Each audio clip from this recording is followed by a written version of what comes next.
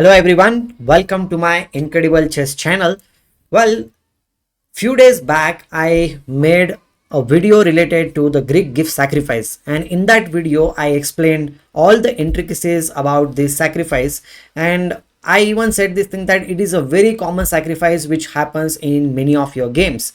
And surprisingly, 3 days back I got to play this Greek gift sacrifice, and it was a very interesting one and I won a very quick game. So I would like to show you that game, its analysis and everything, and what my opponent could have done also in order to avoid this kind of sacrifice on him. So I was playing from the white side. My opponent was playing from the back side. His name was Kinogeren, and I played it on Lichess. And the game started with d4. I played d4, my opponent played d5, then I played c4, e6, and then I just developed my piece. In the opening, we all know this thing that we need to develop our pieces as quickly as possible. We need to control the center, and the most important thing is like we have to keep our king safe. Okay, so black also developed his piece. In this position, I decided to go for the exchange variation. I captured on this. Maybe he could have captured into d5, which according to me was a good possibility, but instead of that he decided to capture with the knight, which according to me is not a great choice. Well, I just continued with my development. I said I'll just play knight c3. If he captures, then my pawn will be coming towards the center, and even if he doesn't capture, I can always play e4 and put pressure on the knight on d5. Well, black did not capture on c3. He played bishop to b4, pinning my knight. Now if I go for e4 in this position, I'll be losing not only the pawn but also my rook on a1. Means okay, I will be playing bishop d2, then bishop a1, and queen captures a1. That is a possibility in the position, but I said like, why to give up all these things? I can just simply play bishop to d2, support my knight, and now I'm ready.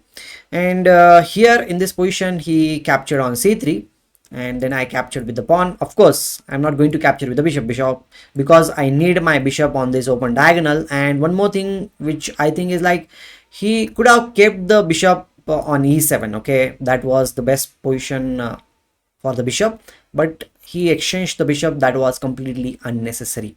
So here he plays queen e7. I put my pawn to e4 square. He went back on f6, and now I put bishop to d3. Now my both the bishops are aiming towards his king side, and I'm waiting for him to castle, and to my surprise he castled. Well, I was also playing quite fast and without that much of a thought.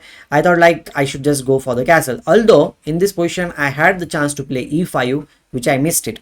But after I castled in this position, here he should have realized this thing that I'm going to play e5 and my bishop will be opened up, and the possibility of Greek gift sacrifice is there on the board.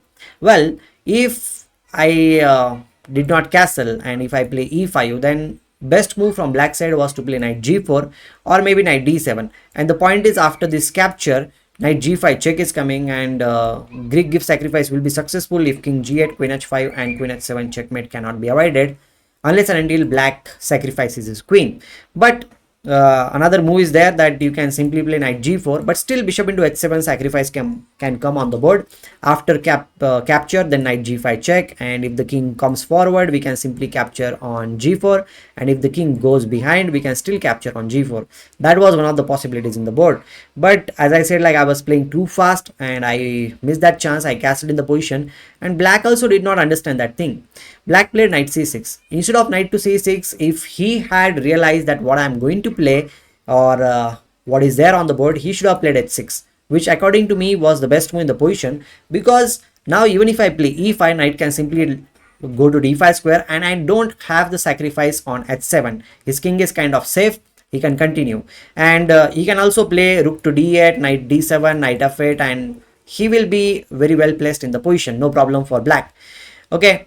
And well, he did not play that thing. He played knight c6, which now I already had seen the thing which I missed earlier, and I played e5.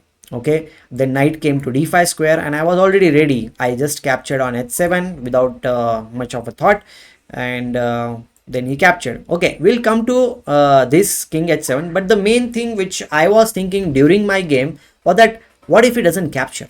Because that is always the option from your opponent's side. He might capture the bishop, or he will not accept the Greek gift sacrifice, and he will just leave it there.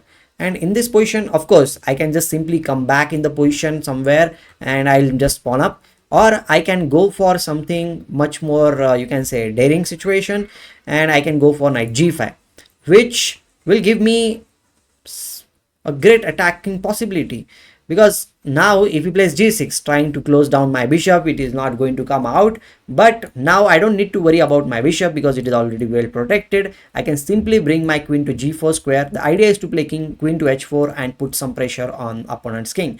If he plays king g7, then in this position you can already see that I am actually attacking the pawn on g6, and I have some pressure on the king, and it is under attack by indirectly by two pieces, you can say. Bishop is directly attacking and my queen on g4 is also attacking, but the pawn on f7 is protecting everything.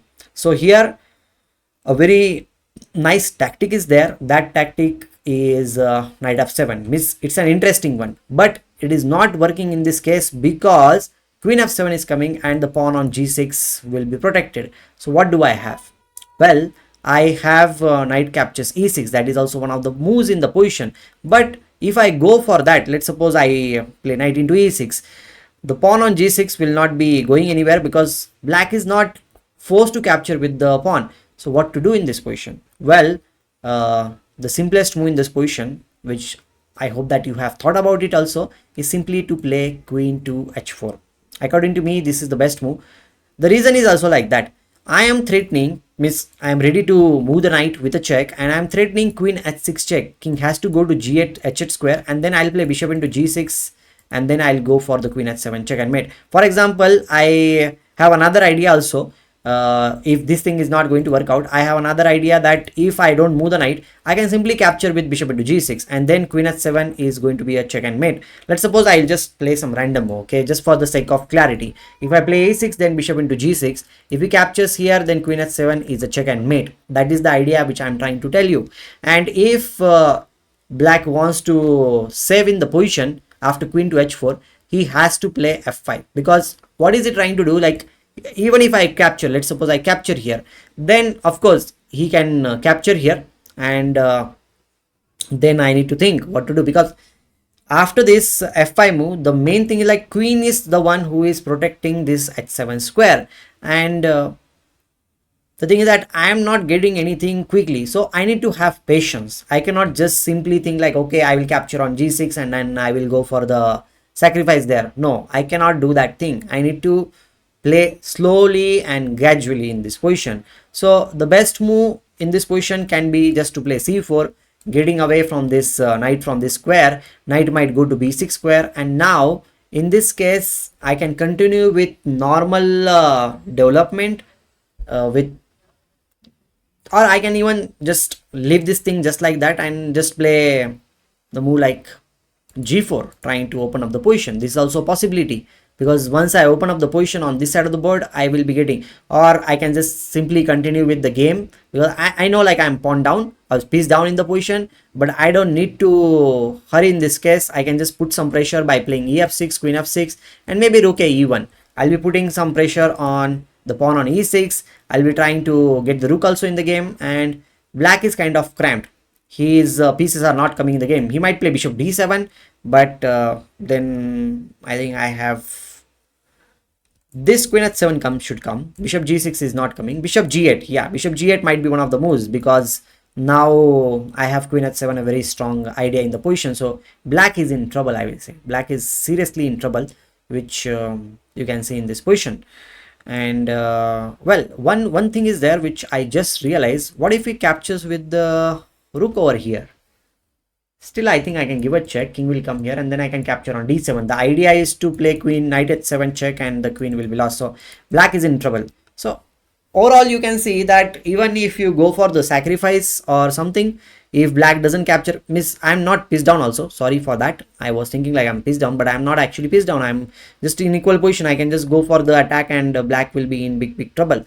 Okay, fair enough. We have analyzed that if he doesn't capture, what to do. He captured in the game. Knight g5 check came. King g8 was played, and then queen h5, and the game is almost over. He captured on g5, and then after bishop into g5, he resigned in the game. But the main task was for me was if he comes forward, then what to do. the best move in this position is simply to play queen to g4, because I'm putting pressure on opponent's king. Well, another option is also there, that we can try to give a check or something, but I think queen g4 is simple.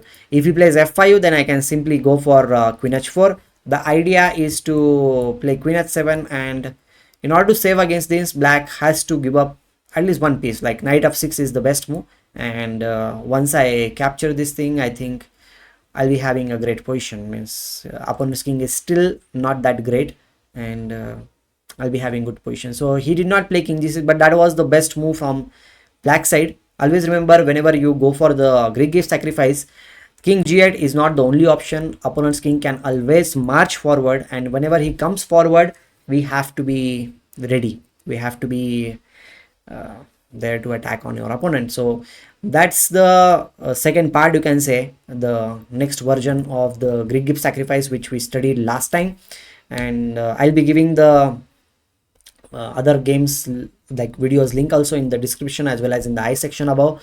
And do like this video, subscribe to my channel if you're new here. I'll be coming back with this kind of interesting videos for you, the games also, and I'll be coming up with some recaps also. So thank you, take care, and see you soon.